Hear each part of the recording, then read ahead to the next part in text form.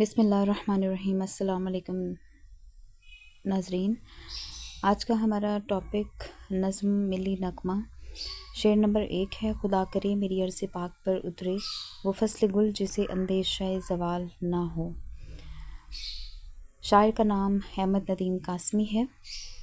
Screen پہ آپ کو تشریح نظر آ رہی ہوگی۔ تشریح طلب شعر میں شاعر احمد ندیم قاسمی کی نظم ملی نغمہ سے یہ لیا گیا ہے۔ احمد ندیم قاسمی کا شمار اردو ادب کے عظیم شعراء میں ہوتا ہے۔ آپ قادر الکلام شاعر تھے۔ یہ نظم ان کی ایک بہترین تحریر ہے جس میں انہوں نے اپنے وطن سے محبت و عقیدت کا اظہار کیا ہے۔ اس شعر میں دعائیہ انداز میں شاعر کہتے ہیں کہ میری رب تعالیٰ کی ذات سے دعا ہے کہ وہ اپنا کرم ہمارے پیارے وطن پر کرتا رہے۔ شاعر کہتے ہیں کہ میرا وطن ایک خوبصورت اور نرم و ملائم پھول کی مانند ہے، چمن کی مانند ہے۔ یہ پھول ہمیشہ کھلتا رہے، فصل گل خوشحال زندگی کی علامت ہے، پرامن اور پرسکون زندگی کی علامت، بہار کی علامت ہے۔ شاعر دعا کرتے ہیں کہ ہمارے ملک میں یہ بہار کا موسم جو ہے وہ ہمیشہ قائم و دائم رہے۔ یہ وطن پاکستان ترقی کے مراحل طے کرتا رہے، کوئی بھی مشکل کا سامنا کرنا پڑے۔ ہمارے اپنے پیارے چمن کو شاعر اپنے اس پیارے وطن کے لیے دعا کرتے ہوئے نظر آتے ہیں، کیونکہ یہ وطن پاکستان بہت ہی محنت اور قربانیوں سے حاصل کیا گیا ہے۔ شاعر کہتے ہیں کہ ہمارے رہنماؤں کی قربانیوں کا صلہ ہے یہ وطن جو ہم آج آزاد اور خود مختار زندگی جس میں گزار رہے ہیں۔ اس وطن کو حاصل کرنے کے لیے بہت سے شہیدوں کی قربانی موجود ہے، بہت سے شہیدوں کا خون اس میں موجود ہے۔ اس مٹی میں، اس وطن کی مٹی میں خون ہے شہیدوں کا، عرض پاک مرکز ہے قوم کی امیدوں کا۔ شاعر اس شعر میں خدا تعالیٰ سے اپنے وطن کے لیے دعا گو ہیں۔ اے خدا میرے وطن کو ہمیشہ قائم و دائم رکھنا، کبھی کسی مشکل میں اس وطن کی حفاظت کرنا۔ شاعر کہتے ہیں کہ کبھی اس ملک کو زوال کا سامنا نہ کرنا پڑے، کسی میں بھی اس وطن کو نقصان پہنچانے کی ہمت نہ ہو۔ مزید شاعر آگے بڑھتا ہے اور کہتے ہیں کہ کوئی بھی اسے صفِ ہستی سے جو ہے وہ مٹا نہ سکے، یعنی اپنے دعا گو ہیں رب تعالیٰ کی ذات سے۔ شعر نمبر 3 ہے۔ یہاں جو سبزہ اگے وہ ہمیشہ سبز رہے اور ایسا سبز کہ جس کی کوئی مثال نہ ہو۔ یہ شعر شاعر ندیم احمد قاسمی کی نظم ملی نغمہ سے لیا گیا۔ آپ اردو ادب کا نامور اور قادر کلام شاعر تھے۔ یہ نظم آپ کی بہترین تحریر ہے حسن، جس میں آپ نے اپنے وطن سے محبت و عقیدت کے جذبے کو نمایاں دکھایا ہے۔ اس شعر میں در حقیقت شاعر پاکستان کی دائمی خوشحالی، خوبصورتی اور ترقی کی دعا کرتے ہوئے نظر آ رہے ہیں۔ شاعر اپنے وطن میں سبزے کے قائم رہنے کی دعا کرتے ہیں، اپنے سبزہ قائم رہے اور کبھی بھی نہ مرجھائے۔ اس وطن کے لیے ایک بہترین حالت کے لیے جو ہے وہ دعا گو ہیں۔ پہلے مصرعے میں لفظ سبزہ استعارہ ہے جو زندگی، خوشحالی اور ترقی اور تازگی کی علامت ہے۔ شاعر دعا کرتے ہیں کہ پاکستان میں جو سبزہ اگے وہ ہمیشہ کے لیے قائم رہے اور کبھی بھی کمزور یا مرجھایا ہوا نہ ہو۔ یہاں سبزے سے مراد یہ ہے کہ شاعر اپنے وطن کی ترقی کے لیے دعا گو ہیں۔ یہ میرا وطن ایسی ترقی کرے کہ دنیا کے نقشے پر ابھرے، ترقی کی راہ پر گامزن رہے، ترقی کے مراحل طے کرے اور کبھی بھی زوال کا شکار نہ ہو، کبھی بھی واپس پلٹ کر نیچے نہ گرے۔ شاعر کہتے ہیں کہ مجھے امید ہے کہ میرا وطن ضرور ترقی کرے گا، ایک ترقی یافتہ ملک بن کر دنیا کے نقشے پر ابھرے گا۔ شاعر کہتے ہیں کہ میری رب تعالیٰ کی ذات سے یہ دعا ہے، اس کی بارگاہ میں یہ دعا ہے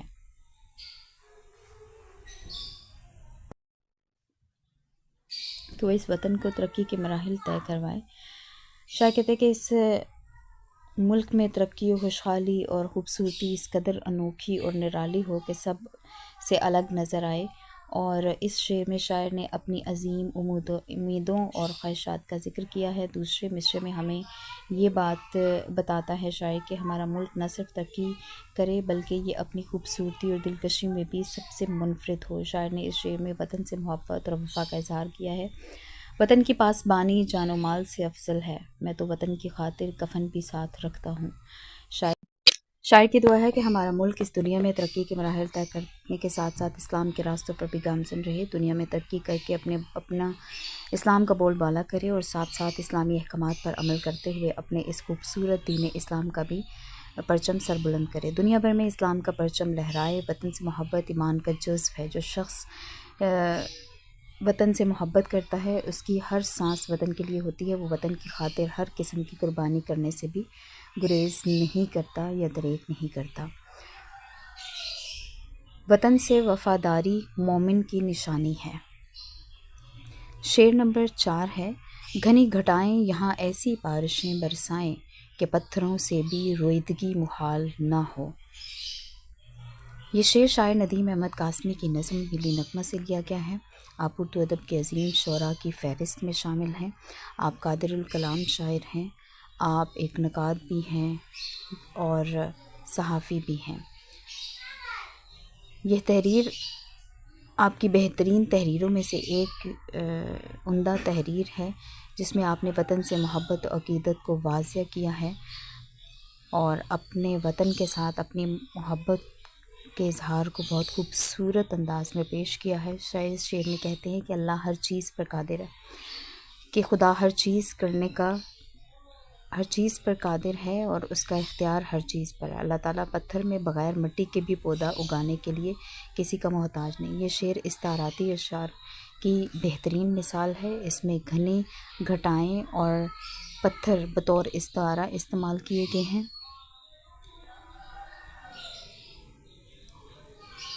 شاعر یہاں پہ اللہ تعالیٰ سے دعا گو ہے کہ یہ جو گھنی گھٹائیں ایسی بارش برسائیں کہ ہر طرف خوشحالی اور سبزہ بکھر جائے، ہر طرف خوشحالی اور ہریالی ہو۔ اللہ کی ذات اپنی مخلوق سے جب خوش ہوتی ہے تو وہ بارش برساتی ہے۔ شاعر دعا کرتا ہے کہ ہماری قوم سے اللہ تعالیٰ کی ذات خوش ہو، ہماری قوم محنت اور لگن سے کام کرے، ایسی قوم ہو جس سے اللہ تعالیٰ کی ذات خوش ہو، اللہ کی محبت حاصل کرے۔ شاعر چاہتے ہیں کہ یا اللہ، یہاں پہ دعا کرتے ہیں کہ یا اللہ تیری رحمت ایسی بارش برسائے کہ بنجر زمین جو کہ مکمل سنگلاں ہے وہ بھی سرسبز اور شاداب ہو جائے، ہر طرف بہار چھا جائے۔ دراصل یہاں پہ پاکستان جو ہے وہ یہاں پہ شاعر چاہتا ہے کہ اس کے شہری اس وطن کو ہر وقت سرسبز و شاداب رکھیں، اور کس طرح سے رکھیں؟ اپنی محنت سے، اپنی بے لوث محبت سے۔ شاعر نے شعر میں رویدگی کا لفظ استعمال کیا ہوا ہے جس کے معنی ہیں اگنا۔ شاعر چاہتا ہے کہ وطن اس قدر شادمان ہو جائے کہ پتھریلی زمین بھی ہریالی اور خوشحالی کی ضامن بن جائے۔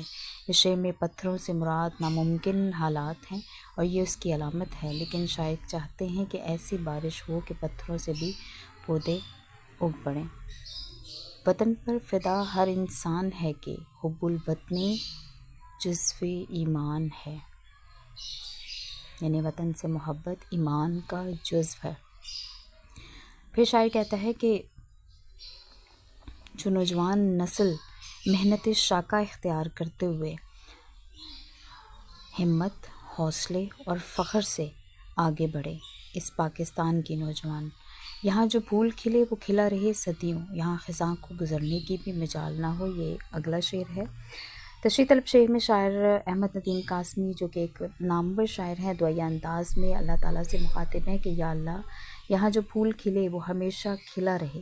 یہاں پھول سے مراد نوجوان قوم ہے، وہ ہمیشہ محنت کرتے رہیں اور ان کی محنت کبھی رائگاں نہ جائے، ضائع نہ جائے، ان کی صلاحیتیں کبھی مان نہ پڑیں، ان کی وجہ سے وطن عزیز کو کبھی زوال کا سامنا نہ ہو، وہ بروز قیامت حضور پاک کے سامنے کبھی شرمندہ نہ ہو، ان کا سر فخر سے بلند ہو۔